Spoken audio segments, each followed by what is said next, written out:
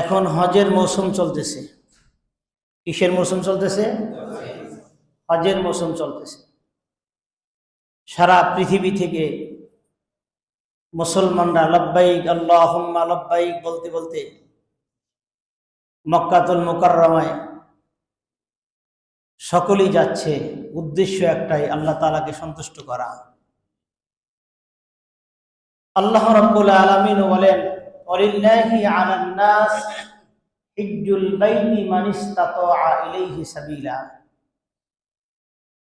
আল্লাহ রাব্বুল আলামিন বলেন, যাদের বাইতুল্লাহে যাওয়ার মতো সামর্থ্য আছে, সুযোগ আছে, তৌফিক আছে, আল্লাহ রাব্বুল আলামিনের পক্ষ থেকে তাদের জন্য বাইতুল্লাহে হজ্জে যাওয়ার জন্য আল্লাহ রাব্বুল আলামিন ফরজ করে দিয়েছেন।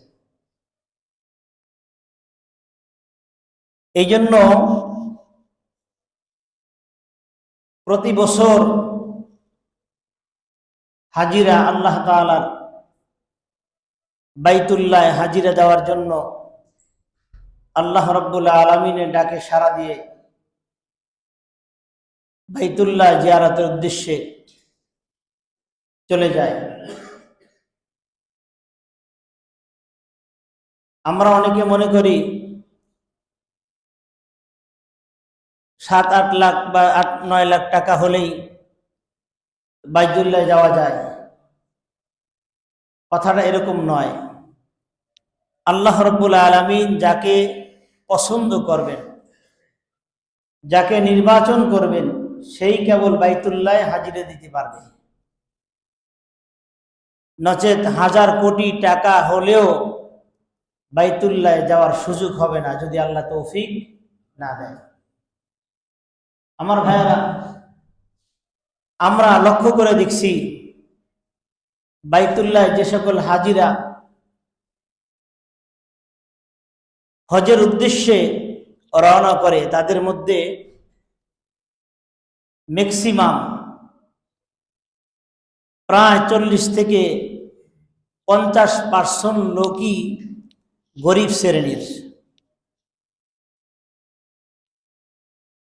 তারা এমন নিয়াত করেছে, আল্লাহ রাব্বুল আলামিন তাদের হজ কবুল করে যে কোনো ভাবে তাকে বাইতুল্লাহ নিয়ে গেছে। আমাদের দেশে অনেক কোটি কোটি টাকার মালিক আছে, কিন্তু হজে যাইতে পারে না, কারণ আল্লাহ তাআলা তাকে তৌফিক দেয় না। আবার অনেকের মনের মধ্যে এমন কিছু কথা জমে রয়েছে যে হজ জীবনে তো একবারই করব, তো চাকরি থেকে একটু রিটায়ার করে নেই, মেয়েটা বিয়া দিয়ে নেই, বিবাহযোগ্য কন্যা বিবাহ দেই, এরপরে যাই। অনেকের এরকম আছে, ছেলেটা ভালো একটা চাকরি পাক, বিয়া শাদী করুক, মেয়ে বিবাহ দেই, একটা বাড়ি করি, এরপরে রিটায়ার করার পরে আস্তে আস্তে হজে যাব। এই ধরনের কিছু টেন্ডেন্সি আমাদের মধ্যে আছে কি নাই? আছে। এই জন্য রাসূল বলেন, হজ তাৎক্ষণিকভাবে ফরজ। বিলম্বে করলে যে কোনো একটা অ্যাক্সিডেন্ট হয়ে যেতে পারে। আপনার উপর এখন হজ ফরজ, আপনি এখন যাচ্ছেন না, আপনি রিটায়ার্ডের আশায় বসে আছেন, মেয়ে বিবাহ দিবেন বসে আছেন, বার্ধক্যে যাবেন বসে আছেন, বাড়ি করবেন এই আশায় বসে আছেন। এমনও হতে পারে আজকে আপনার টাকা আছে, কালকে আপনার টাকা নাই, থাকবে না। তাহলে কি হলো? হজ ফরজ অবস্থায় আপনি হজে গেলেন না, পরবর্তীতে আপনি গরিব হলেও ওই হজ আপনার উপর যে ফরজ ছিল, ওই ফরজ অনাদায় থেকে যাবে। আর এই অবস্থায় যদি কেউ দুনিয়া থেকে চলে যায়, মৃত্যুবরণ করে, রাসূল সাল্লাল্লাহু আলাইহি ওয়াসাল্লাম বলেন, হজ ফরজ হওয়ার পরে যারা হজ না করে মৃত্যুবরণ করলো, রাসূল বলেন তারা ইহুদি অথবা নাসারা হয়ে মারা যাক, আমার কিছু আসে যায় না, আল্লাহ তাআলার কিছু আসে যায় না। কত বড় ধমকের বাণী! আবার অনেকে টাকা পয়সা আসে, চিন্তা করে আল্লাহ তাআলার ঘর বাইতুল্লাহর মেহমান হয়ে যায়। কেউই মেহমান হয়ে আল্লাহ তাআলার ঘরে যায়, আবার কেউ ডাকাত হয়ে যায়। কিভাবে? অনেকের বিভিন্ন ভাবে টাকা পয়সা ইনকাম করেছে, হালাল টাকায় সে হজে যাইতে পারে নাই, হারাম টাকায় যাচ্ছে। আল্লাহ রাব্বুল আলামিন বলেন, ফামান ফারাদা ফীহিন্নাল হাজ্জা ফালা রাফাসা ওয়ালা ফুসুকা ওয়ালা জিদালা ফিল হজ্জ। ফামান ফারাদা ফীহিন্নাল হাজ্জা, যার উপর হজ ফরজ হলো এবং হজ করতে গেল, আল্লাহ রাব্বুল আলামিন বলেন ফালা রাফাসা ওয়ালা ফুসুকা ওয়ালা জিদালা ফিল হজ্জ। হালাল টাকায় হজে গেল, হারাম টাকায় নয়। এবং হজে যাওয়ার পরে কাউকে সে কষ্ট দেয় নাই, হাতের দ্বারাও কষ্ট দেয় নাই, মুখের দ্বারাও কষ্ট দেয় নাই। আমাদের তো অবস্থা এমন হয়ে যায়, হজে যাওয়ার পরে আমরা যখন হোটেলে ফিরে আসি, রুমের মধ্যে 4-5 জন থাকে এক এক রুমে, আসার পরে গীবাত শেখায়ত শুরু হয়। কোন মুআল্লিমের আন্ডারে কে কে আসছে, তারা কি সুবিধা ভোগ করছে, আমাদেরকে কি সুবিধা দিছে, খাবার দাবার থাকা নিয়ে যত গীবাত শেখায়ত সেখানে শুরু হয়। কথা ঠিক কিনা বলেন? রাসূল বলেন, মান হাজ্জা লিল্লাহি ফালাম ইয়ারফাসু ওয়ালাম ইয়াফসুকু রাজাআকা ইয়াউমিন ওয়ালা তাদহুকুম কুল্লুহু। রাসূল বলেন, যে ব্যক্তি হজে গেল, কাউকে কষ্ট দেয় নাই, গীবাত শিকায়ত করে নাই, মুখের দ্বারা কাউকে কষ্ট দেয় নাই, হাতের দ্বারাও কষ্ট দেয় নাই, হাজরে আসওয়াদ চুমা দিতে গিয়ে পারছে অথবা না পারছে কাউকে আঘাত করে নাই, ধাক্কা দেয় নাই। রাসূল বলেন, সে ব্যক্তি যেন এই মুহূর্তে এই মাত্র মাতৃগর্ভ থেকে নিষ্পাপ হয়ে জন্মগ্রহণ করলো। সুবহানাল্লাহ। আবার অনেকে হজে গেছে, টাকা পয়সা বিভিন্ন ভাবে ইনকাম করে, সুদের টাকায় হোক, ঘুষের টাকায় হোক। এত বড় বাড়ির মালিক আমি, টাকা পয়সা আছে, বিশাল বড় অফিসের সভাপতি, অনেক বড় নাম ডাক যশ খ্যাতি আছে আমার, এখন যদি হজে না যাই মানুষে কি বলবে? এই জন্য নামের আগে আলহাস লাগানোর জন্য অনেকে হজে যায়। সে ব্যক্তি আল্লাহর মেহমান হয়ে যায় না, সে নিজে ডাকাত হওয়ার জন্য যায়। কারণ সে আসার পরে আরো অপরাধগুলো আর বাড়াই করে। ঠিক কিনা বলেন? এই জন্য হজ ইচ্ছা করলেই করতে পারবেন না যদি আল্লাহ তৌফিক না দেন। আল্লাহ তৌফিক দিলে একটা গরিবের হজও আল্লাহ তাআলা কবুল করবে, যে কোনো ভাবে আল্লাহ তাকে বাইতুল্লাহ নিয়ে যাবে। আমার ভাইয়েরা, হজ করলে প্রথমত আল্লাহ তাআলা তার গুনাহগুলো মাফ করে দেয়। সুবহানাল্লাহ বলেন। হজের কিছু ফজিলত নিয়ে কথা বলবো। আল্লাহ রাব্বুল আলামিন বলেন, ফামান ফারাদা ফীহিন্নাল হাজ্জা ফালা রাফাসা ওয়ালা ফুসুকা ওয়ালা জিদালা ফিল হজ্জ। আল্লাহ রাব্বুল আলামিন বলেন, যার উপর হজ ফরজ হয়ে গেল সে হজে আসলো। আল্লাহ রাব্বুল আলামিন বলেন, হজে আসার পরে সে কাউকে কষ্ট দেয় নাই, মুখের দ্বারা কষ্ট দেয় নাই, হাতের দ্বারাও কষ্ট দেয় নাই, কোনো গীবাত শিকায়ত করে নাই, অন্যায় কাজে লিপ্ত হয় নাই। আল্লাহ রাব্বুল আলামিন বলেন, আমি আল্লাহ রাব্বুল আলামিন এই হজ্জে আসার কারণে আল্লাহ রাব্বুল আলামিন তার জীবনের সমস্ত গুনাহগুলো ক্ষমা করে দেয়। আমার ভাইরা, আল্লাহর হাবিব সাল্লাল্লাহু আলাইহি ওয়াসাল্লাম বলেন, বুখারী হাদিস 1521 নম্বর হাদিস, আল্লাহর হাবিব বলেন, মান হাজ্জা লিল্লাহি ফালাম ইয়ারফাস ওয়া লাম ইয়াফসুকু রাজাআকা ইয়াউমিন ওয়ালাদাতহু কুল্লুহু ওয়ালাদাতহু উম্মুহু। আল্লাহর হাবিব সাল্লাল্লাহু আলাইহি ওয়াসাল্লাম বলেন, যে ব্যক্তি হজ্জে আসলো, কাউকে কষ্ট দিল না, নিজে নিরাপদ থাকলো, অন্যকে নিরাপদ রাখলো, ওই ব্যক্তি হজ করে যাওয়ার পরে আল্লাহ রাব্বুল আলামিন তাকে এমন ভাবে নিষ্পাপ করে দেয় যে এই মুহূর্তে এই মাত্র মাতৃগর্ভে থেকে নিষ্পাপ হয়ে একটা শিশু জন্মগ্রহণ করলে যেমন তার আমলনামায় কোনো গুনাহ থাকে না, যে ব্যক্তি হজ করলো কাউকে কষ্ট দিল না, হালাল টাকায় হজ করলো, আল্লাহ রাব্বুল আলামিন বলেন, আল্লাহ রাব্বুল আলামিন এবং রাসূল সাল্লাল্লাহু আলাইহি ওয়াসাল্লাম বলেন, ওই ব্যক্তি যেন এই মুহূর্তে মাতৃগর্ভ থেকে নিষ্পাপ হয়ে জন্মগ্রহণ করলো। আমার ভাইয়া, মুসান্নাফ আব্দুর রাজ্জাক 8817 নম্বর হাদিস, আল্লাহর হাবিব সাল্লাল্লাহু আলাইহি ওয়াসাল্লাম বলেন, মান হাজ্জাল বাইতা ফাকাদা মানাসিকাহু ওয়া সালিমাল মুসলিমিনা মিন লিসানিহি ওয়া ইয়াদিহি গুফিরা লাহু মা তাকদ্দামা মিন যামবিহি। আল্লাহর হাবিব সাল্লাল্লাহু আলাইহি ওয়াসাল্লাম বলেন, মান হাজ্জাল বাইতা, যে ব্যক্তি আল্লাহ তাআলার ঘর তাওয়াফ করে গেল, কাউকে কষ্ট দেয় নাই, আল্লাহর হাবিব সাল্লাল্লাহু আলাইহি ওয়াসাল্লাম বলেন, ওয়াসাল্লাল মুসলিমুনা, নিজে নিরাপদ রেখেছে, অপরকে নিরাপদ রেখেছে। আল্লাহর হাবিব বলেন, মিন লিসানিহি ওয়া ইয়াদিহি, তার জিহ্বা দ্বারাও কাউকে কষ্ট দেয় নাই, হাত দ্বারাও কষ্ট দেয় নাই। আল্লাহর হাবিব বলেন, গুফিরা লাহু মা তাকাদ্দামা মিন যামবিহি, আল্লাহ রাব্বুল আলামিন খুশি হয়ে তার পূর্বের জীবনের সমস্ত গুনাহগুলো ক্ষমা করে দিবে।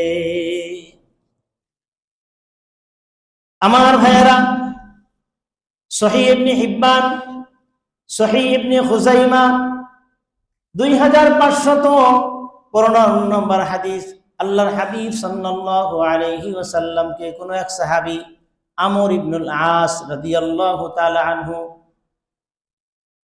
মদিনাতে এমন ভাবে কান্না করতেছে জাহান্নামের ভয়ে। আল্লাহর হাবিব সাল্লাল্লাহু আলাইহি ওয়াসাল্লাম বলেন, হে আমর ইবনে আস, তুমি কেন কান্না করতেছো? আমর ইবনে আস রাদিয়াল্লাহু আনহু বলেন, ইয়া রাসূলুল্লাহ, ইয়া হাবিবাল্লাহ, জাহান্নামের ভয়ে কান্না করতেছি। আল্লাহর হাবিব বলেন, হে আমর, তুমি কি জানো না, ফাআলিমতা আন্নাল ইসলাম ইয়াহদিমু মা কানা ক্বাবলাহু, যে ব্যক্তি ইসলাম গ্রহণ করলো, আল্লাহ রাব্বুল আলামিন তার জীবনের সমস্ত গুনাহগুলি ক্ষমা করে দিয়েছে। এরপরে আরো কান্না বেড়ে গেল। আল্লাহর হাবিব সাল্লাল্লাহু আলাইহি ওয়াসাল্লাম বলেন, ওয়া আন্নাল হিজরাতু নাহদিমু মা কানা ক্বাবলাহু, যে ব্যক্তি ঈমান আনার পরে, ইসলাম গ্রহণ করার পরে আবার হিজরত করলো, হিজরত করার কারণে আল্লাহ রাব্বুল আলামিন তার জীবনের সমস্ত গুনাহগুলো ক্ষমা করে দিয়েছে। আমর ইবনে আস রাদিয়াল্লাহু আনহু কান্না থামলো না। আল্লাহর হাবিব সাল্লাল্লাহু আলাইহি ওয়াসাল্লাম বলেন, ওয়া আন্নাল হাজ্জা তাহদিমু মা কানা ক্বাবলাহু, হে আমর ইবনে আস, শোনো শোনো, তুমি ইসলাম গ্রহণ করেছো, হিজরত করেছো, আর আমি নবীর সাথে তুমি হজও করেছো। মনে রেখো, আল্লাহর হাবিব সাল্লাল্লাহু আলাইহি ওয়াসাল্লাম তোমাকে বলে দিলাম, আন্নাল হাজ্জা তাহদিমু মা কানা ক্বাবলাহু, যে ব্যক্তি হজ করলো, হজ করার কারণে আল্লাহ রাব্বুল আলামিন তার জীবনের সমস্ত গুনাহগুলি ক্ষমা করে দিয়েছে।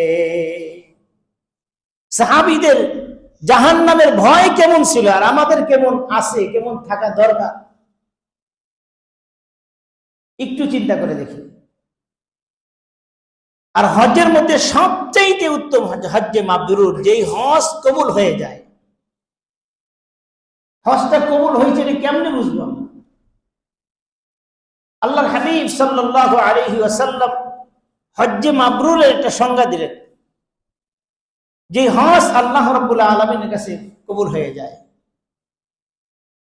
আমার মুসলমান ভাইরা, আল্লাহর হাবিব সাল্লাল্লাহু আলাইহি ওয়াসাল্লাম বলেন, বুখারীর হাদিস 1773 নম্বর হাদিস, আল্লাহর হাবিব বলেন, আল উমরাতু ইলাল উমরাতি কাফফারাতুন লিমা বাইনাহুমা।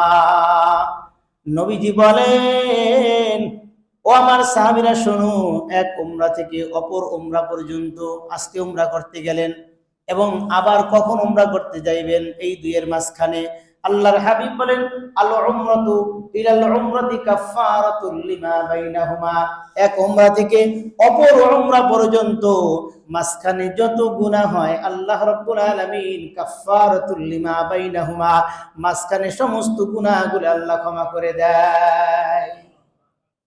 ওয়াল হাজ্জু মাবরুর, লাইসা লাহু লাইসা লাহু জাযাআন ইল্লাল জান্নাহ। আর যেই হজ আল্লাহ রাব্বুল আলামিন কবুল করে নাই, আল হাজ্জু মাবরুর লাইসা লাহুল জাযাআ ইল্লাল জান্নাহ, যে হজ আল্লাহ তাআলার কাছে কবুল হয়ে যায় তার পুরস্কার জান্নাত ছাড়া আর কিছুই হতে পারে না। আল্লাহু আকবার বলেন। যে হজ আল্লাহ তাআলা কবুল করে না তার পুরস্কার কি? লাইসা লাহুল জাযাআ ইল্লাল জান্নাহ, অবশ্যই আল্লাহ রাব্বুল আলামিন তাকে জান্নাত দিবেন। সুবহানাল্লাহ। তিরমিজির একটা হাদিস নেন, আল্লাহর হাবিব সাল্লাল্লাহু আলাইহি ওয়াসাল্লাম বলেন, তাবিউ বাইনাল হজ্জ ওয়াল উমরাতি ফাইন্নাহুমা ইয়ানফিআনিল ফাকর ওয়াজ যুনুব। ও আমার সাহাবীরা শোনো, তাবিউ বাইনাল হজ্জ ওয়াল উমরা ফাইন্নাহুমা ইয়ানফিআনিল ফাকর ওয়াজ যুনুব। হজ করতে গেলে মানুষের কিছু টাকা পয়সা খরচ হয় কি হয় না? আল্লাহর হাবিব সাল্লাল্লাহু আলাইহি ওয়াসাল্লাম বলেন, হজ করতে গিয়ে যেই টাকা পয়সা খরচ হয়ে যায় ওইটা কিন্তু খরচ হয় না। আল্লাহর হাবিব সাল্লাল্লাহু আলাইহি ওয়াসাল্লাম বলেন, আল্লাহ পাক রব্বুল আলামিন হজ এবং উমরা করার কারণে ফাইন্নাহুমা ইয়ানফিআনিল ফাকরা ওয়াজ যুনুব, আল্লাহ রব্বুল আলামিন তাকে সমস্ত দারিদ্রতা থেকে মুক্ত করে এবং তার গুনাহ খাতাগুলি ক্ষমা করে দেয়। আমরা দেখি হজ করতে গেলে টাকা খরচ হয়ে যায়, গরিব হয়ে যায় না।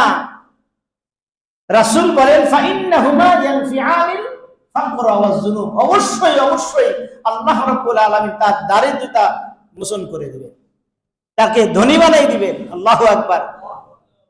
এইজন্য ধার করে হলেও উমরা করতে যাবে। আমাদের দেশে অনেক লোক তো সামার ভ্যাকেশন আসলে 1 লাখ 2 লাখ 3 লাখ খরচ করে মালয়েশিয়া যায়, সিঙ্গাপুর যায়, এক বিবি বাচ্চা নিয়ে বিশাল বড় সফরে যায়। ওদিকে না গিয়ে আপনি মনটা একটু ঘুরাই দেন যে মদিনায় যাবেন, মদিনায় যাবেন। আল্লাহু আকবার। মদিনায় যাবেন, নিয়ত করেন, এই টাকাগুলো মদিনায় খরচ করেন, যেই টাকা খরচ করবেন তার থেকে 1000 কোটি গুণ আল্লাহ তাআলা বাড়াই দেন। সুবহানাল্লাহ। আল্লাহ তাআলা বাড়াইতে পারে কি পারে না? হজ্জে মাবরুরের এত সওয়াব আল্লাহ রাব্বুল আলামিন দান করেন। এই জন্য হজ একটা শ্রেষ্ঠ আমল, এর থেকে আর বড় কোনো আমল নাই। কোন এক সাহাবী এসে জিজ্ঞাসা করেন, সুইলা রাজুলুন ইয়া রাসূলুল্লাহ সাল্লাল্লাহু আলাইহি ওয়াসাল্লাম আইয়ু আফদালুল আমাল। কোন এক সাহাবী জিজ্ঞেস করতেছে, ইয়া রাসূলুল্লাহ, ইয়া হাবিবাল্লাহ, সবচেয়ে উত্তম আমল কি? আল্লাহর হাবিব সাল্লাল্লাহু আলাইহি ওয়াসাল্লাম বলেন, আল ঈমানু বিল্লাহি ওয়া রাসূলি, সবচেয়ে উত্তম আমল হচ্ছে আল্লাহ এবং আল্লাহর রাসূলের উপর বিশ্বাস স্থাপন করা। সাহাবী জিজ্ঞেস করলেন, ইয়া রাসূলুল্লাহ, ইয়া হাবিবাল্লাহ, এরপরে উত্তম আমল কি? আল্লাহর হাবিব সাল্লাল্লাহু আলাইহি ওয়াসাল্লাম বলেন, আল জিহাদু ফি সাবিলিল্লাহ, আল্লাহ এবং আল্লাহ রাসূলের উপর ঈমান আনার পরে উত্তম আমল হচ্ছে জিহাদ করা, ফি সাবিলিল্লাহ, আল্লাহর পথে জিহাদ করা। সাহাবী জিজ্ঞাসা করলেন, ইয়া রাসূলুল্লাহ, ইয়া হাবিবাল্লাহ, এরপরে উত্তম আমল কি? আল্লাহর হাবিব সাল্লাল্লাহু আলাইহি ওয়াসাল্লাম বলেন, আল হাজ্জু মাবরুর, হজ্জে মাবরুর উত্তম আমল, সবচাইতে উত্তম আমল। যেই হজ আল্লাহ তাআলার কাছে কবুল হয়ে যায়। কোন হজ আল্লাহ তাআলার কাছে কবুল হয়? আল্লাহর হাবিব সাল্লাল্লাহু আলাইহি ওয়াসাল্লাম বলেন, যে ব্যক্তি হালাল টাকায় হজ করতে যায়, হারাম টাকায় নয়, কোনো সুদ ঘুষের টাকা নয়, কোনো ফাইল এদিক সেদিক করার টাকায় নয়, কোনো ঘুষের টাকায় নয়, বোনের সম্পদ মারার টাকায় নয়, ভাইয়ের সম্পদ হক নষ্ট করার টাকায় নয়, ইতিমের হক নষ্ট করার টাকায় নয়, হালাল টাকায় সে হজে যায়। আল্লাহর হাবিব সাল্লাল্লাহু আলাইহি ওয়াসাল্লাম বলেন, ওই হজ আল্লাহ রাব্বুল আলামিনের কাছে জাযাআন ইল্লাল জান্নাহ, ওই হজ্জে মাবরুরের পুরস্কার আল্লাহ তাআলার কাছে জান্নাত ছাড়া আর কিছুই হতে পারে না। আমার ভাইয়েরা, এই জন্য হালাল টাকায় হজ করতে হবে, হারাম টাকায় নয়। হালাল টাকায় হজের এত সওয়াব, এত সওয়াব, অন্যান্য আমলের থেকে 1000 কোটি গুণ বেশি সওয়াব। এক সাহাবী জিজ্ঞাসা করলেন, ইয়া রাসূলুল্লাহ, ইয়া হাবিবাল্লাহ, হজের সওয়াবটা কি পরিমাণ? আল্লাহর হাবিব সাল্লাল্লাহু আলাইহি ওয়াসাল্লাম বলেন, সাহাবী শোনো, আল হাজ্জাতুল বাররাতু তাফদালু সাইরাল আ'মালি কামা বাইনাল মাতলি'ইশ শামসি ইলা মাগরিবিহা।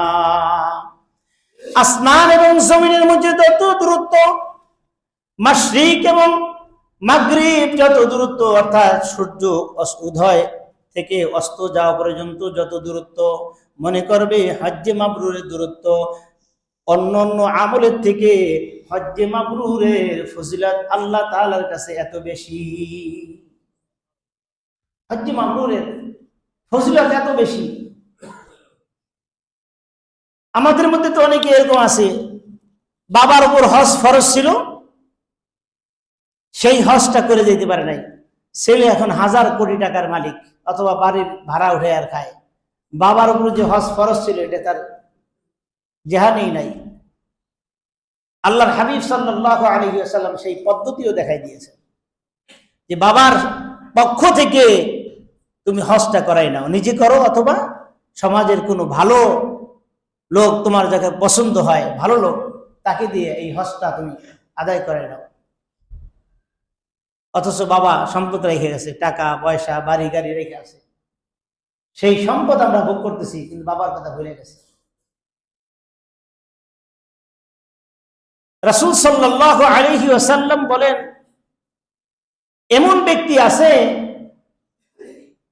যে হজ না করলেও হজের সওয়াব তার আমলনামায় লেখা হয়। সুবহানাল্লাহ। হজ না করলেও হজের সওয়াব তার আমলনামায় লেখা হয়। আয়েশা সিদ্দিকা রাদিয়াল্লাহু তাআলা আনহা জিজ্ঞাসা করলেন, ইয়া রাসূলুল্লাহ, ইয়া হাবিবাল্লাহ, আপনি বললেন সবচাইতে উত্তম আমল হচ্ছে জিহাদ করা, ঈমান আনার পরে উত্তম আমল হচ্ছে জিহাদ করা। আয়েশা সিদ্দিকা রাদিয়াল্লাহু তাআলা আনহা বলেন, নারাল জিহাদু আফদালুল আমাল ইয়া রাসূলুল্লাহ আফালা নুজাহিদু। ইয়া রাসূলুল্লাহ, ইয়া হাবিবাল্লাহ, আপনি বললেন আল্লাহ এবং আল্লাহ রাসূলের উপর বিশ্বাস করা সবচেয়ে উত্তম আমল, এরপরে বললেন জিহাদের আমল, আফালা নুজাহিদু, তাহলে কি আমরা জিহাদে যাব না? আল্লাহর হাবিব সাল্লাল্লাহু আলাইহি ওয়াসাল্লাম বলেন, আল জিহাদু আফদালুল আমাল, যদিও জিহাদ উত্তম আমল, ওয়ালাকিন আফদালুল আমালু আল হাজ্জু মাবরুর, তোমাদের জন্য হজ্জে মাবরুরের মধ্যেই রয়েছে জিহাদের থেকে বেশি সওয়াব। নারী যারা তারা তো জিহাদে যেতে পারবে না, শিশু যারা তারা তো জিহাদে যেতে পারবে না, বৃদ্ধ হয়ে গেছে তারা তো জিহাদে যেতে পারবে না, অস্ত্র ধারণ করতে পারবে না।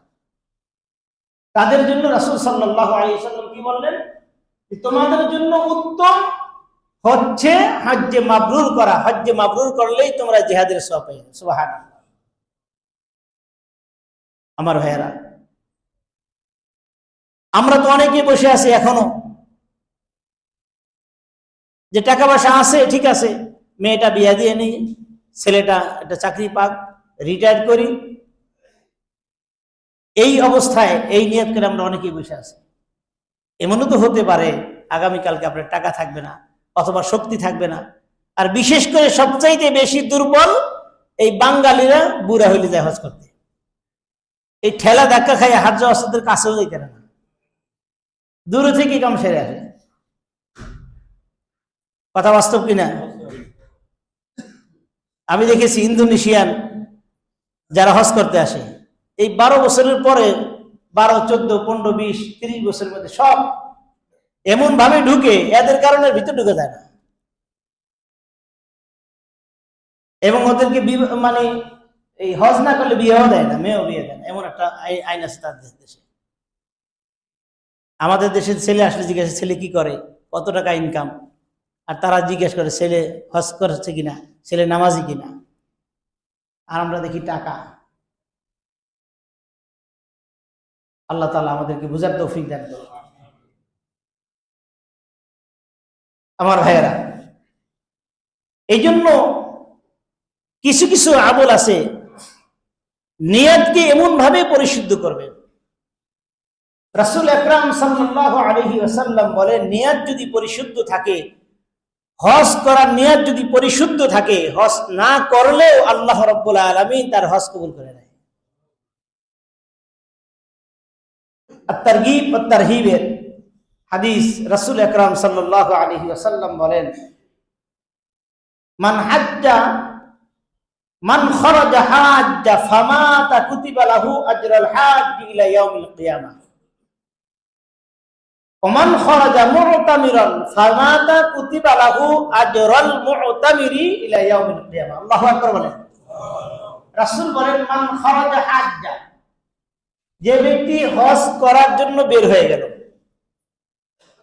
নিয়ত করছে পরিশুদ্ধ, ফামাতা কুতিবা লাহু, পথের মধ্যে মৃত্যুবরণ করে ফেলছে, অথবা কোনো কারণে হজে যাইতে পারে নাই, পথের প্রতিবন্ধকতা থাকতে পারে, যানবাহনের সমস্যা থাকতে পারে, অসুস্থতার সমস্যা থাকতে পারে, যে কোনোভাবেই সে হজ করতে যাইতে পারে নাই, আল্লাহর হাবিব সাল্লাল্লাহু আলাইহি ওয়াসাল্লাম বলেন, কুতিবা লাহু আজরুল হাজ্জ ইলা ইয়াউমিল কিয়ামাহ, ইলা ইয়াউমিল কিয়ামাহ। শুধু ওই বছর নয়, আল্লাহ রাব্বুল আলামিন খুশি হইয়া এই হজ করার আসল নিয়ত করার কারণে, সহি নিয়ত করার কারণে কিয়ামত পর্যন্ত যত হজ হবে প্রতি বছরের একটা মাকবুল হজ, হজ্জে মাবরুরের সওয়াব আপনার আমলনামায় লিখে দিবে।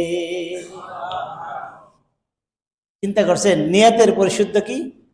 এই জন্য বুখারীর প্রথম হাদিস, ইন্নামাল আমালু বিন্নিয়াত, নিয়তের উপর মানুষের সমস্ত কাজের ফয়সালা হয়। নিয়তকে পরিশুদ্ধ করেন, তৌফিক দিবে কে? অনেকে চিন্তা করতেছে আমার টাকা নাই, পয়সা নাই, কেমনে যাও? আর নিয়ত করেন, আপনি 10 টাকা করে জমান, ওই 10 টাকায় বরকত দেওয়ার মালিক কে? নিয়ত করেন সবাই। টাকা পয়সা থাকলেই যাওয়া যায় না। আমি গত সপ্তাহে বলছিলাম যে 2017 সালে যখন আমি উমরাতে প্রথম যাই, আমার সাথে এক অনেক বড় টাকাওয়ালা, একসাথে টিকিট সবকিছু হয়েছে, আমি ইহরামের কাপড় কিনে দিছি, জুতা কিনে দিছি, তারে একসাথে যেমন সকালবেলা আমরা বাইতুল মুকাররম গেছি, বাইতুল মুকাররম যাওয়ার পরে ইহরামের কাপড় কিনছি দুইজনের জন্যই, আসরের নামাজ পড়ে বের হয়েছি, মাগরিব পরে আমরা গাড়ি চড়বো, আমার মসজিদের সামনে গাড়ি আসছে, মাগরিবের নামাজের আগে শুনিনি, বাসায় নেই, অন্যত্র চলে গেছে যে কোনো একটা কারণে। আল্লাহ তাআলা তাকে যাওয়ার মতো তৌফিক দিল না। যাওয়ার তৌফিক দেওয়ার মালিক কে? জোরে বলেন। এই জন্য আপনি সহি নিয়ত করেন, সহি নিয়ত করেন, এরপরে সে যাইতে পারে নাই। আমার সাথে আবার হজের বড় হজের করছে, কি বলে এটা, নিবন্ধন করছে। ও নিবন্ধনের টাকা সে উঠে ফেলছে এই 25 সালের শুরুতে। নিবন্ধন যে করছে, নিবন্ধনের টাকা উঠে ফেলছে, মানে এত দারিদ্র হয়ে গেছে। ধনী করার মালিক কে? জোরে বলেন। গরিব করেন কে? আল্লাহ সব করে। আল্লাহর হাবিব সাল্লাল্লাহু আলাইহি ওয়াসাল্লাম বলেন, ওমান খারাজা মু'তামিরান ফামাতা কুতিবা লাহু মু'তামিরিন ইলা ইয়াউমিল কিয়ামাহ। যে ব্যক্তি উমরা করার নিয়ত করলো কিন্তু প্রতিমধ্যে যে কোনো সমস্যার কারণে যাইতে পারলো না, নিয়ত করার পরে সে ঘর থেকে বের হলো, অথবা নিয়ত করার কারণে আর যাইতে পারলো না, আল্লাহর হাবিব সাল্লাল্লাহু আলাইহি ওয়াসাল্লাম বলেন, কিয়ামত পর্যন্ত যত উমরা হবে প্রত্যেকটা উমরার একটা কবুল হওয়া উমরার সওয়াব তার আমলনামায় লিখে দেওয়া হবে। আব্দুল্লাহ ইবনে মুবারক রাহমাতুল্লাহ আলাইহি বিশাল বড় বিখ্যাত একজন মুহাদ্দিস ছিলেন। এমন বড় মুহাদ্দিস ছিলেন যার ছাত্র ছিল ইমাম বুখারী রাহমাতুল্লাহ আলাইহি। চিন্তা করেন, ইমাম বুখারীর যিনি উস্তাদ, কেমন বড় মুহাদ্দিস ছিলেন, জগৎ বিখ্যাত একজন মুহাদ্দিস। আল্লাহ রাব্বুল আলামিন তাকে এত ধনী বানাইছে, এত ধনী, ওই তৎকালীন সময়ে ওনার মতো ধনী আর একজনও ছিলেন না। উনি প্রতি বছর কমপক্ষে 1000 হাজীকে নিজের টাকায় হজ করাইতো। সুবহানাল্লাহ বলেন। 1000 হাজীকে নিজের টাকা হজ করাইতো। সেই প্রবণতা এখন আমাদের সমাজে নাই। নিজে হজ করছি মনে করছি যে কবুল হয়ে গেছে। এমনও তো হতে পারে আমি যে হজ করছি আমারটা কবুল হয় না, কিন্তু আমি অন্য একজনের টাকা দিয়ে হজ করাইছি, তারটাও কবুল হয় নাই, কিন্তু এই যে টাকা যে দিছি হজ করার জন্য, এই টাকা দেওয়ার পরে আল্লাহ তাআলা আমার একটা মাবরুর হজের সব লিখে দিয়েছে। আমার ভাইয়েরা, আব্দুল্লাহ ইবনে মুবারক রাহমাতুল্লাহ আলাইহি 1000 হাজির হজের টাকা কমপ্লিট করলেন। 1000 হাজি নিয়ে সে হজে চলে গেলেন এবং সেখানে গিয়ে তাদেরকে বলে দিলেন, তোমরা তোমাদের প্রয়োজন মতো মাল সালামা কিনবে, যত নিতে পারো, সব টাকা আমি দিব। আল্লাহু আকবার বলেন, সব টাকা আমি দিব। হজ শেষ, বিদায়ী তাওয়াফ করতে আব্দুল্লাহ ইবনে মুবারক রাহমাতুল্লাহ আলাইহি চলে গেলেন। তাওয়াফের শেষে একটু ক্লান্ত হয়ে বাইতুল্লাহ একটু হেলান দিয়ে একটু তন্দ্রা চলে আসছে। তিনি স্বপ্নে দেখে তার পায়ের কাছে একজন লোক দাঁড়ানো, মাথার কাছে একজন লোক দাঁড়ানো। পায়ের কাছে লোক জিজ্ঞাসা করতেছে মাথার কাছে লোকরে যে, ভাই এই বছর কতজন হাজি হজ করেছে? মাথার কাছে লোক বলতেছে এই বছর 6 লক্ষ হাজি হজ করেছে। পায়ের কাছের লোক বলতেছে এই বছর যে 6 লক্ষ হাজি হজ করেছে, কয়জনের হজ কবুল হয়েছে? মাথার কাছে লোক বলতেছে 6 লক্ষের মধ্যে একজনেরও হজ কবুল হয় নাই। আব্দুল্লাহ ইবনে মুবারক রাহমাতুল্লাহ আলাইহি স্বপ্নের মধ্যে দেখতেছে যে একজন লোকের হজ কবুল হয় নাই। মাথার কাছের লোক বলতেছে, হ্যাঁ, তবে এমন একজন লোক আছে যে হজে আসতে পারে নাই, হজে আসার জন্য নিয়ত করছিল, কিন্তু কোনো কারণে সে হজে আসে নাই। সিরিয়ায় বাস করে একজন মুসি, তার নাম হচ্ছে আব্দুল্লাহ ইবনে মুওয়াফিক রাহমাতুল্লাহ আলাইহি, একজন মুচি। সে হজ করতে আসতে পারে না, কিন্তু তার উসিলায় আল্লাহ রাব্বুল আলামিন 6 লক্ষ হাজির হজ কবুল করে নিয়েছে। সুবহানাল্লাহ। আব্দুল্লাহ ইবনে মুবারক রাহমাতুল্লাহ আলাইহি ঘুম থেকে জেগে গেলেন। জাগার পরে চিন্তা করতেছে, আমি এত বড় মুহাদ্দিস, আমার হজ কবুল হয় নাই, 6 লক্ষ আমিও একজন, আমি 1000 হাজি নিয়ে হজ করতে আসছি, আমিও তো 6 লক্ষের মধ্যে একজন, তার মানে আমার হজ এবার কবুল হয় নাই। কিন্তু যার উসিলায় হজটা কবুল হইল, তাকে দেখার জন্য আমার মনটা আনচান করতেছে। 1000 হাজিকে একসাথে করে বলতেছে, তোমরা তোমরা চলে যাও ইরাকে, আমি যাব না, আমি সিরিয়ার দিকে রওনা হব। মনে মনে চিন্তা করতেছে, যার কারণে আমার হজটা কবুল হইল, তাকে এক নজর না দেখে আমি আমার দেশে যাব না। তার দলে সবাইকে পাঠাই দিল, তিনি সিরিয়াতে চলে গেল। সিরিয়ার শহরে যখন ঢুকলো, আব্দুল্লাহ ইবনে মুবারক রাহমাতুল্লাহ আলাইহি হাজার হাজার ছাত্র একত্রিত হয়ে গেল। সবাই বলতেছে, হুজুর কেমন আছেন, কি প্রয়োজনে আপনি আমাদের দেশে আসলেন? আব্দুল্লাহ ইবনে মুবারক রাহমাতুল্লাহ আলাইহি বলেন, তোমাদের দেশে কি আব্দুল্লাহ ইবনে মুওয়াফিক নামে কেউ আসেনি? সবাই চিন্তা করলো, খুঁজে দেখলো, নাই, আমাদের এই দেশের মধ্যে তো আব্দুল্লাহ ইবনে মুওয়াফিক নামে কেউ নাই, শহরের মধ্যে কেউ নাই। আব্দুল্লাহ ইবনে মুবারক রাহমাতুল্লাহ আলাইহি গ্রামের দিকে চলে গেলেন। গ্রামে গিয়ে অজপাড়া গায়ের মধ্যে ঢুকলেন। ঢুকে একজন বৃদ্ধ লোকের সাথে দেখা হওয়ার পরে জিজ্ঞাসা করলেন, ভাই তোমাদের এলাকায় একজন লোক আব্দুল্লাহ ইবনে মুওয়াফিক নামে কেউ আসেনি? ওই বৃদ্ধ লোকটা বলল, হ্যাঁ আছে তো, এই তো ওই যে গলির শেষ মাথার বাড়িটা, ওই যে জীর্ণ শীর্ণ একটা ঘর, ওই ঘরের উনি আছে আব্দুল্লাহ ইবনে মুওয়াফিক। আব্দুল্লাহ ইবনে মুবারক রাহমাতুল্লাহ আলাইহি যায়া ঘরের দরজায় নক করলেন, আসসালামু আলাইকা ইয়া আহলাল বাইত। ঘরের মধ্যে কেউ আসেননি। দেখতেছে এক যুবক ঘর থেকে বের হয়ে আসছে, বলতেছে, আমি আব্দুল্লাহ ইবনে মুওয়াফিক। বলেন, কোত্থেকে আসছেন আপনি? আপনি কে? বলে, আমি আব্দুল্লাহ ইবনে মুবারক রাহমাতুল্লাহ আলাইহি। আব্দুল্লাহ ইবনে মুওয়াফিক আশ্চর্য হয়ে গেলেন, আপনি সেই ইরাকের বিখ্যাত মুহাদ্দিস আব্দুল্লাহ ইবনে মুবারক? বলে, হ্যাঁ আমি আব্দুল্লাহ ইবনে মুবারক। আশ্চর্য হয়ে গেল, বলতেছে, আপনি এত বড় মুহাদ্দিস আমার মতো এই গরিবের কাছে কি জন্য আসছেন বলেন? আব্দুল্লাহ ইবনে মুবারক রাহমাতুল্লাহি আলাইহি বলেন, ভাই তোমার কাছে জানার জন্য আসছি তুমি কি করো।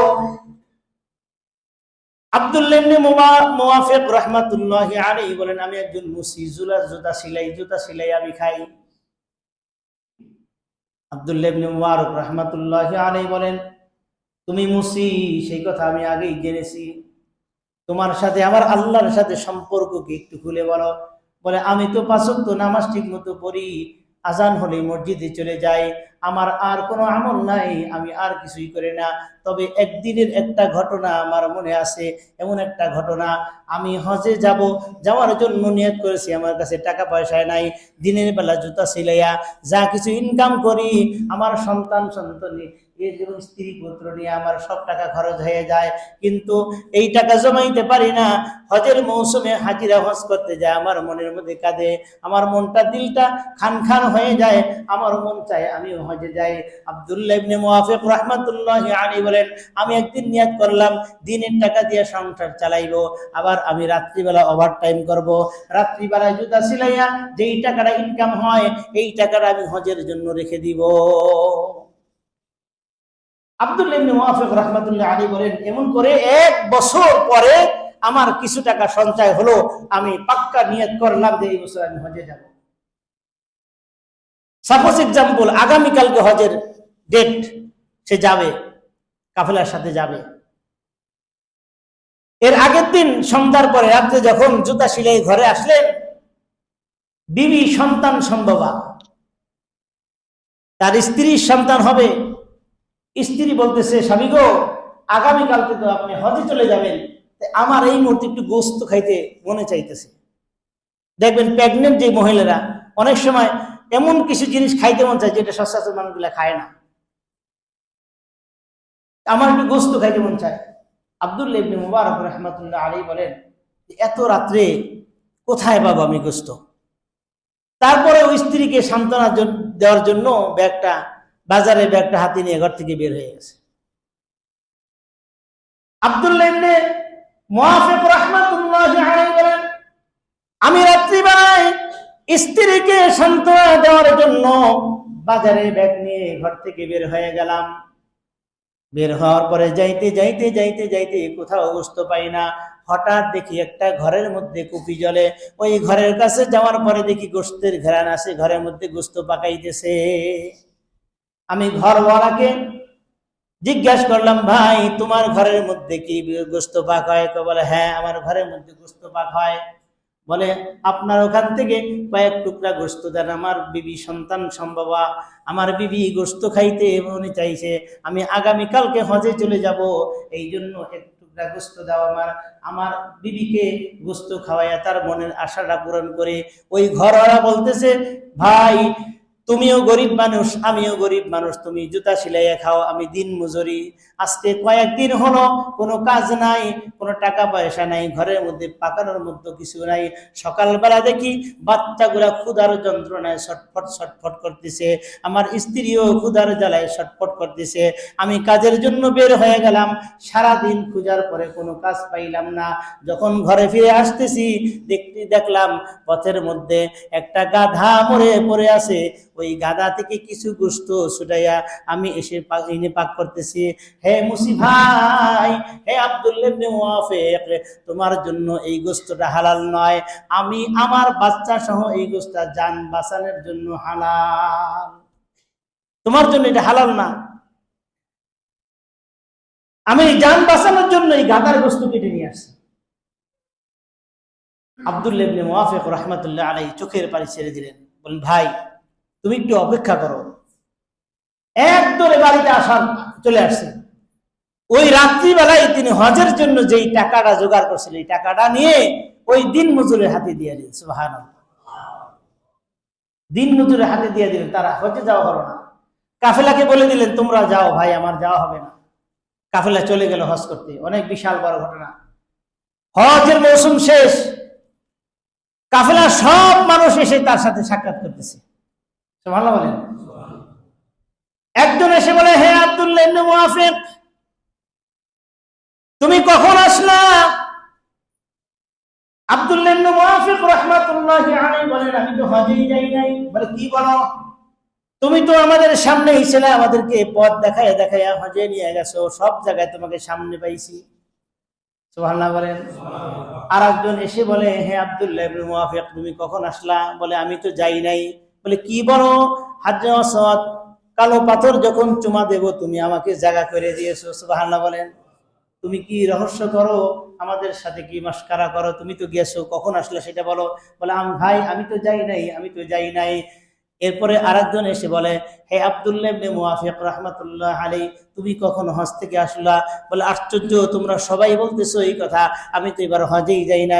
বলে তুমি মিথ্যা বলো না, আল্লাহর হাবিব সাল্লাল্লাহু আলাইহি ওয়াসাল্লামের রওজাতুম মিন রিয়াজিল জান্নাহ নামাজ পড়ছি একসাথে নামাজ পড়ার পরে তুমি রাসূলের রওজা জিয়ারতে গেছো, তোমার হাতের একটা পুটলি, টাকার পুটলি ছিল, একটা টাকার থলে ছিল, আমার কাছে দিয়া হাজরে আসওয়াদ ওই রওজাতুম মিন রিয়াজিল জান্নাহর মধ্যে বসাইয়া তুমি রাসূলের কবর জিয়ারত করতে গেলা, এরপরে আর তোমাকে পাই নাই, এই নাও তোমার সেই আমানত ফেরত দিতে আসছি। আশ্চর্য হয়ে গেল। আমার ভাইয়েরা, রাত হয়ে গেল। আব্দুল্লাহ ইবনে মুওয়াফিক রাহমাতুল্লাহি আলাইহি ঘুমাই গেলেন। ঘুমের মধ্যে স্বপ্ন দেখে, হে আব্দুল্লাহ ইবনে মুওয়াফিক রাহমাতুল্লাহি আলাইহি, তোমার সঙ্গী সাথীরা তোমার কাছে তোমার সাথে সাক্ষাৎ করার জন্য আসে, বিভিন্ন হাদিয়া নিয়ে যায়, বিভিন্ন ধরনের প্রমাণ দেয় তুমি হজে গেছো, কিন্তু তুমি তো হজে যাও নাই, আমি তো জানি, স্বপ্নে দেখতেছি।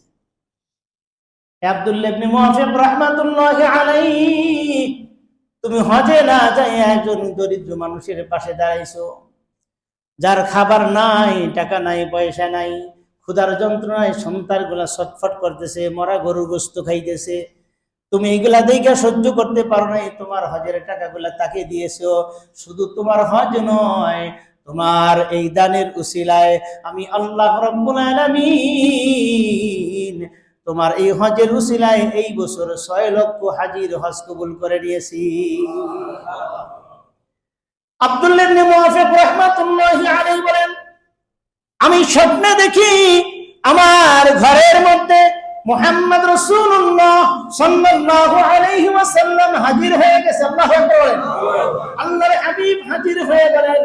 হে আব্দুল্লাহ ইবনে মুওয়াফিক রাহমাতুল্লাহি আলাইহি, তুমি হজে যাও নাই? আল্লাহর হাবিব সাল্লাল্লাহু আলাইহি ওয়াসাল্লাম বলেন, তোমার পক্ষ থেকে সব জায়গায় একজন ফেরেশতা দিয়া আল্লাহ রাব্বুল আলামিন হজ করায় দিয়েছে। আর তোমার হাতের মধ্যে যেই পুটলি আছে, যেই টাকার থলে আছে, এই টাকা দিয়ে তুমি আগামী বছর হজ করতে যাইবা। শুধু তাই নয়, তুমি হজে না যাওয়ার কারণে তুমি তোমার প্রতিবেশীকে দান করেছো, হজের টাকাগুলা দিয়েছো। এই উসিলায় আল্লাহ রাব্বুল আলামিন কিয়ামত পর্যন্ত যত হজ হবে, যত উমরা হবে, প্রত্যেক বছরের হজ এবং উমরার সওয়াব তোমার আমলনামায় লিখে দিয়েছে। এই জন্য আমার ভাইরা, সহিহ নিয়ত হওয়া চাই। টাকা নাই, পয়সা নাই, নিয়ত করেন। এরকম ঘটনা বললে হাজারো ঘটনা বলা যাবে। গরিবের হজ আল্লাহ তাআলা কেমনি কবুল করে। রিকশাওয়ালা ও রিকশা চালাইয়া তার টাকা থেকে 20 টাকা করে জমা করে হজে চলে গেছে। সুবহানাল্লাহ বলেন। কিন্তু আমি কোটি কোটি টাকার মালিক হওয়ার পরে হজে যাইতে পারি না, তার মানে সহিহ নিয়ত নাই, আল্লাহ তাআলা আমার আমল কবুলও রাখে নাই। নিয়ত সহিহ করে। আল্লাহর হাবিব সাল্লাল্লাহু আলাইহি ওয়াসাল্লাম বলেন, মদিনায় যারা আসবে হজ করার পরে, মান যারা জিয়ারাত বাইতিহি, যে আমার জিয়ারাত কবরিহি, আমার কবর জিয়ারত করে গেল, আল্লাহর হাবিব সাল্লাল্লাহু আলাইহি ওয়াসাল্লাম বলেন, ওয়াজাবাত লাহু শাফাআতু ইয়াউমুল কিয়ামা, হজ করার পরে আমার জিয়ারতে যে আসলো, আমার ওই উম্মতের জন্য আমি রাসূলের উপর ওয়াজিব হয়ে যায় তাকে শাফায়াত করা। সুবহানাল্লাহ। আমার ভাইয়েরা, যাদের টাকা পয়সা আছে আমরা পাক্কা নিয়ত করে ফেলি এখনই। যাদের টাকা পয়সা নাই, নিয়ত করলে সমস্যা আসেনি? কি বলেন? নিয়ত করলে সমস্যা আছে? আমরা সবাই নিয়ত করতে পারি তো? নিয়ত করে হাত তুলি যে আল্লাহ আমাদের হজ করার তৌফিক দান করো, তোমার ঘরে যাওয়ার তৌফিক দান করো, তোমার রাসূলের রওজা জিয়ারতের তৌফিক দান করো। কবুল করার মালিক কে? যেটা বলেন আল্লাহ কবুল করতে পারেনি। একটা পিপিলিকার দোয়া, একটা দ্বীপের মধ্যে পিপিলিকা আল্লাহ তাআলাকে বলে, আল্লাহ আমি ক্ষুদ্র একটা মাখলুক, চতুর্দিকে পানি, আপনি কেমনে হজে যাব? আল্লাহ রাব্বুল আলামিনের পক্ষ থেকে একটা বিমান পাঠাই দিল, এক বিমানে এক যাত্রী। সুবহানাল্লাহ বলেন। আমরা যে বিমানে যাই এক যাত্রী হয়ে যাইতে পারি 400-500 জন। আল্লাহ তাআলা একটা কবুতর পাঠাই দিলেন। জিবরাইল বলেন, হে পিপিলিকা, এই কবুতরের মধ্যে, এই কবুতরের পাখার মধ্যে উঠো। উঠছে, কবুতর উড়াল দিছে, চলে গেছে। এক যাত্রী এক প্লেন। সুবহানাল্লাহ বলেন। পিপিলিকার দোয়া যদি আল্লাহ তাআলা কবুল করতে পারে, আশরাফুল মাখলুকাত, যিনি আল্লাহ রাব্বুল আলামিন যাদেরকে সৃষ্টির সেরা জীব বলেছেন, খায়রু উম্মাতিন উখরিজাত লিন-নাস, মানুষের জন্য সবচাইতে উত্তম জাতি হচ্ছে মুহাম্মদ সাল্লাল্লাহু আলাইহি ওয়াসাল্লামের উম্মত। আমরা যদি আল্লাহর কাছে চাই, আল্লাহ দিবেন না? অবশ্যই দিবেন। আল্লাহ রাব্বুল আলামিন আমাদেরকে হজ্জে মাবরুর করার তৌফিক দান করুক। আল্লাহ রাব্বুল আলামিন আমাদের সর্ব সবাইকে বাইতুল্লাহর মেহমান হওয়ার তৌফিক দান করুক। ওয়া আখিরু দাওয়ানা আনিল